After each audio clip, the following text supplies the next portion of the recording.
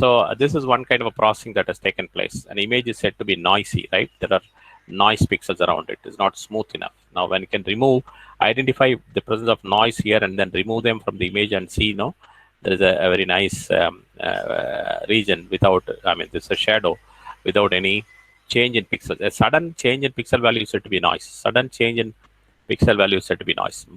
Most of the time, image pixels do not change. Neighboring image pixels do not change much. For example, you see the intensity value here, it's almost equivalent to the intensity value here. Now, it doesn't change much, but whenever you cross a boundary or edge of a particular object, then there is a change. So these change in pixel values basically gives new information. If there are no change, then there is no information from here. A plain DC kind of a signal that you get. So a DC signal does not give you any information. Any alternating signal only gives you certain information. So when you look at images like this, we wanted to remove such kind of a noise, right? Any sudden specks, right? Speckle noise, sometimes we call it as layer. Okay, sometimes they are random in nature, sometimes also they are non-random, sometimes it's periodic in nature. So we'll talk about certain periodic noise and how does it look like in our scenario later, right?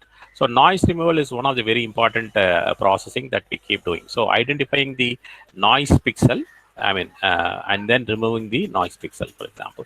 Now there are what is called as haze. Now I think it is image is taken in a hazy environment. So we process and try to get a good image. So this is a processed image. These are all processed images. From a noisy version, you are trying to get a processed version. Now you see clearly the lungs and other things where where you have the extent of damages in the lungs that has happened, or